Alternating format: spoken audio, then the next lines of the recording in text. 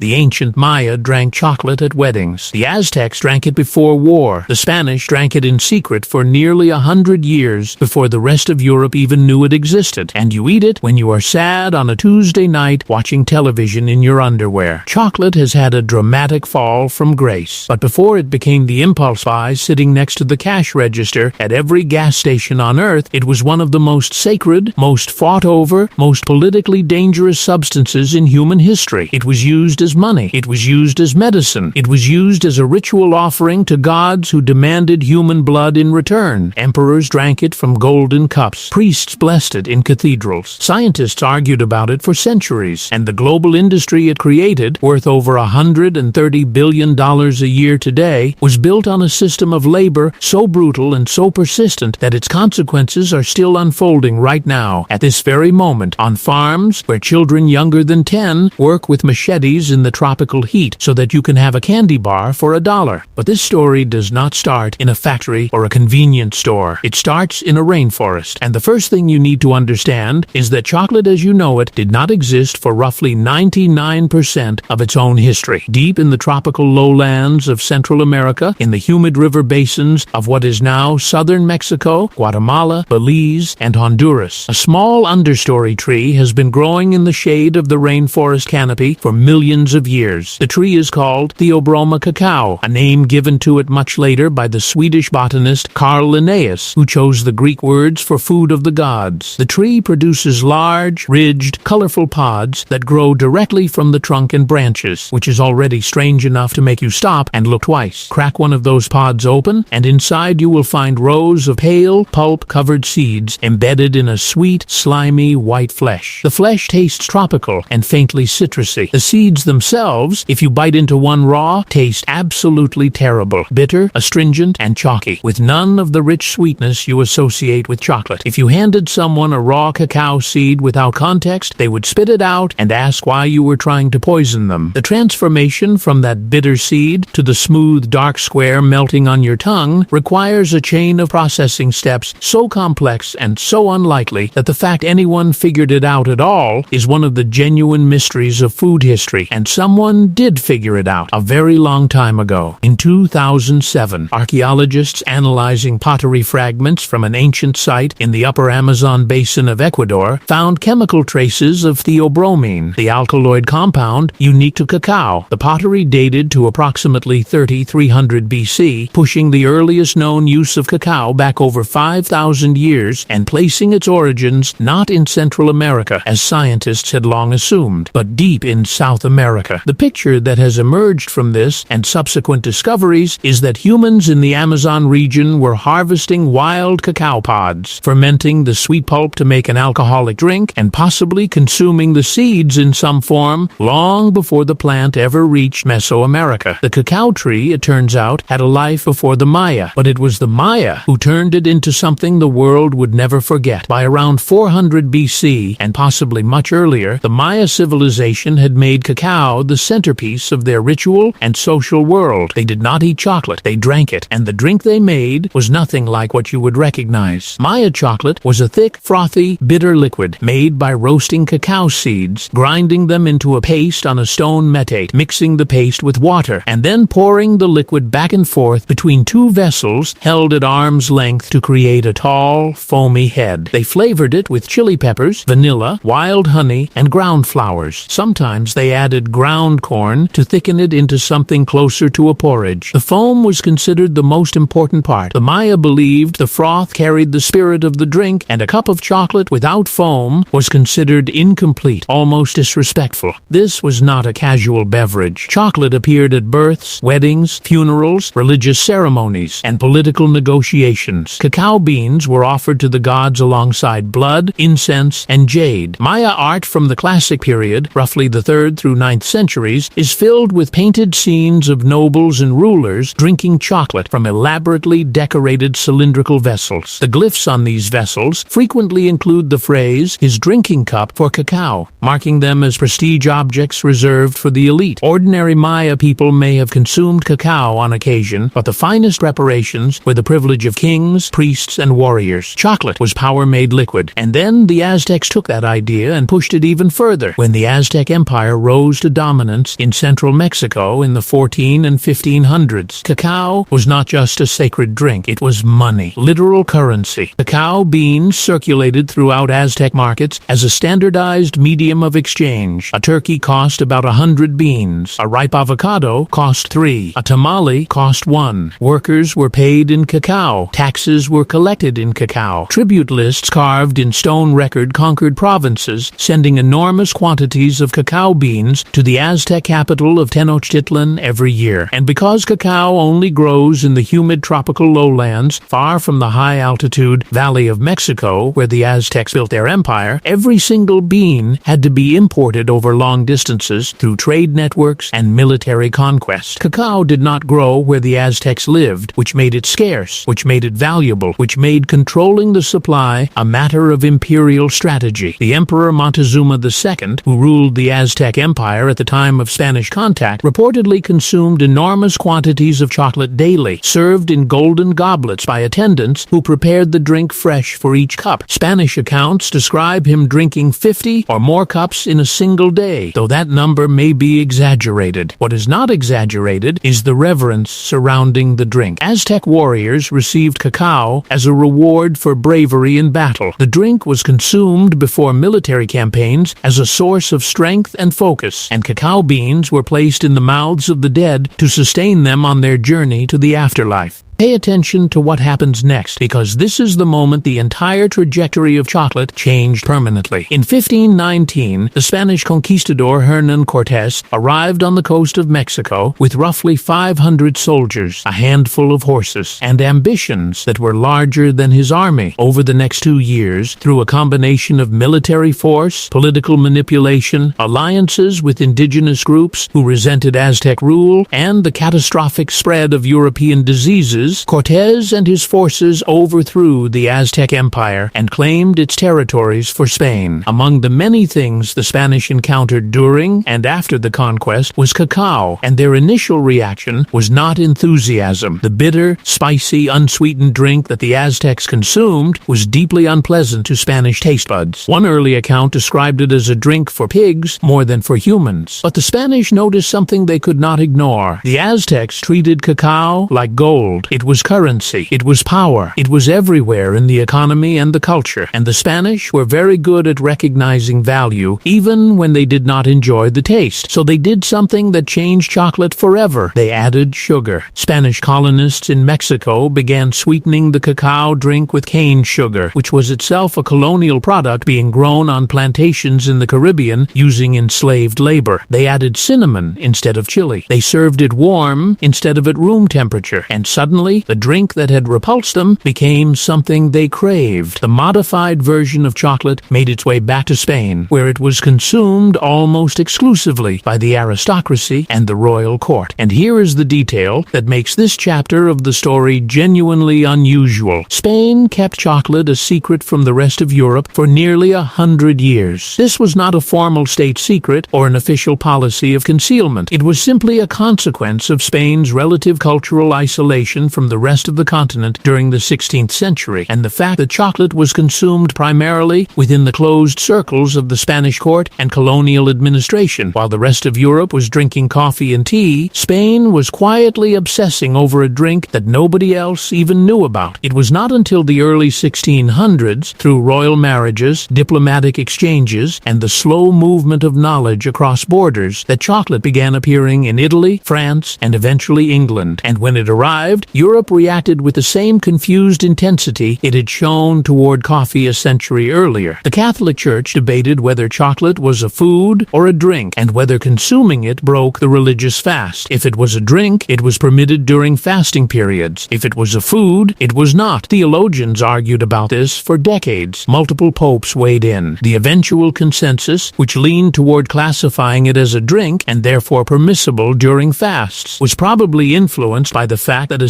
significant number of the clergy had already developed a serious chocolate habit and were not eager to give it up. The church had a pattern of finding theological justification for things it already enjoyed, and chocolate was no exception. By the late 1600s, chocolate houses had opened across major European cities, operating alongside the coffee houses that were already reshaping social life. In London, chocolate houses catered to the wealthy and the politically connected. White's, which opened in 1693, began as a chocolate house on St. James's Street and evolved into one of the most exclusive gentlemen's clubs in England, a place where prime ministers and princes gathered behind closed doors. Chocolate in Europe was expensive, exotic, and deliberately exclusive. It was not a food of the people, it was a marker of status. But all of this, every cup consumed in a palace or a London club, came at a cost that the people drinking it never saw and rarely thought about. Cacao cultivation in the Americas was built on enslaved labor from the very beginning of European involvement. The Spanish forced indigenous populations in Mexico and Central America to work on cacao plantations under brutal conditions. As indigenous populations collapsed due to European diseases and the relentless demands of colonial labor systems, the Spanish and Portuguese imported enslaved Africans to replace them. Cacao plantations spread to Venezuela, Ecuador, and Brazil, all of them dependent on the same system of forced labor that powered sugar, coffee, and cotton production across the colonial world. The sweetness in every European cup of chocolate was made possible by suffering on the other side of an ocean, and this pattern, the pleasant consumption in wealthy countries, underwritten by exploitation in poor ones, did not end with the abolition of slavery. It simply changed form. The 19th century shattered the old model of chocolate and rebuilt it into something entirely new. In 1828, a Dutch chemist named Coenraad van Houten invented a hydraulic press that could squeeze most of the natural fat, called cocoa butter, out of roasted cacao paste. What remained was a dry cake that could be ground into a fine powder, the product we now call cocoa. Van Houten's powder dissolved easily in water or milk, making chocolate drinks simpler, cheaper, and accessible to ordinary consumers for the first time. But the truly revolutionary step came 2 decades later. In 1847, a small English company called Fry & Sons figured out that if you took Van Houten's cocoa powder, mixed it back together with melted cocoa butter and sugar, and poured the mixture into a mold, it would solidify into a smooth, snappable bar. The world's first modern chocolate bar had just been born. This was the moment chocolate stopped being a drink and became a food, and the transformation accelerated rapidly. In 1876, a Swiss chocolatier named Daniel Peter spent 8 years figuring out how to mix powdered milk into chocolate without it spoiling or separating. He succeeded with the help of his neighbor, a man named Henri Nestle, who had developed a process for making condensed milk powder. Milk chocolate, the variety that now dominates the global market, was the result. A few years later, another Swiss inventor named Rodolphe Lindt developed a technique called conching, a process of continuously stirring melted chocolate at controlled temperatures for hours or even days, which produced the silky melt-in-your-mouth texture that defines modern fine chocolate. Before conching, chocolate was gritty and coarse. After conching, it was smooth, glossy, and addictive. Within a single generation, chocolate had gone from a thick, bitter, aristocratic drink to a sweet, smooth, affordable solid that could be wrapped in foil and sold to anyone. And the companies that emerged from this transformation became some of the most recognizable names in the history of consumer products. Cadbury in England, Nestle in Switzerland, Lindt in Zurich, Hershey in Pennsylvania. Each of these companies built empires on the mass production of cheap, sweet chocolate made accessible to working families and children for the first time in history. Milton Hershey alone built an entire town in central Pennsylvania around his chocolate factory, complete with schools, parks, housing for workers, and streets named Chocolate Avenue and Cocoa Avenue. Chocolate had completed its journey from the goblets of emperors to the pockets of school children, but the raw material still had to come from somewhere. And in the late 19th and early 20th centuries, the center of global cacao production shifted from the Americas to West Africa. The Portuguese brought cacao to the islands of São Tomé and Príncipe off the coast of Central Africa, where it was cultivated using forced forced labor so severe that a scandal erupted in the early 1900s when journalists exposed conditions that amounted to slavery in all but name. Cacao cultivation then spread to the mainland, to the Gold Coast, which is now Ghana, and to Ivory Coast, which today produces roughly 40% of the world's cacao supply. The pattern established during colonialism, small farmers in tropical countries growing a commodity crop for export while capturing only a tiny fraction of the final retail value, persists almost unchanged. The average cacao farmer in West Africa earns less than $2 a day. The chocolate bar made from their harvest sells for $3 or $4 in a shop in London or New York, and despite decades of promises from major chocolate companies to eliminate child labor from their supply chains, investigations by journalists and human rights organizations have consistently found children as young as 5 and 6 working on cacao farms in Ivory Coast and Ghana, carrying heavy loads, using sharp tools, and exposed to pesticides. The same industry that sells you comfort and indulgence in brightly colored wrappers has never fully reckoned with the labor that makes it possible. That tension sits at the center of chocolate's modern identity, and it is not going away. Meanwhile, the craft chocolate movement that emerged in the 2000s has tried to rebuild the relationship between consumers and the source of their chocolate. Small batch makers who buy cacao directly from farming cooperatives, pay premium prices, and process the beans themselves from roasting to molding have created a market for single-origin chocolate that mirrors what happened with specialty coffee a generation earlier. A bar made from beans grown on a single farm in Madagascar tastes completely different from one made with beans from Peru or Vietnam or Tanzania. The flavors of cacao, like the flavors of wine or cheese, reflect the soil, the climate, the fermentation, and the variety of the plant itself. The craft movement has reintroduced complexity and specificity to a product that industrial manufacturing had spent a century making as uniform and as bland as possible. And behind all of this, the cacao tree itself faces a future that is far from certain. Cacao is an extraordinarily sensitive plant. It grows only within a narrow band, roughly 20 degrees north and south of the equator. It requires consistent heat, high humidity, steady rainfall, and protection from direct sun and strong wind. Climate models suggest that rising temperatures and shifting rainfall patterns could make large portions of the current cacao growing belt unsuitable for cultivation within the next few decades. West Africa, which produces more than 2/3 of the world's supply, is particularly vulnerable. The genetic diversity of cultivated cacao, already limited by centuries of selection for yield and disease resistance rather than resilience, offers a thin buffer against the changes ahead. 5,000 years ago, someone in the Amazon basin cracked open a strange ribbed pod growing from the trunk of a small forest tree, tasted the sweet white pulp surrounding the bitter seeds, and decided it was worth keeping. They could not have known what would follow. They could not have imagined golden goblets in Aztec palaces, Spanish courts whispering over sweetened cups, monks debating whether a sip of chocolate violated their fasts, Dutch engineers pressing fat from roasted paste, Swiss inventors stirring liquid chocolate for days to make it smooth, factories stamping out billions of identical bars wrapped in foil, children on farms in West Africa harvesting pods with machetes so that children in American suburbs could find chocolate eggs hidden in their backyards on Easter morning.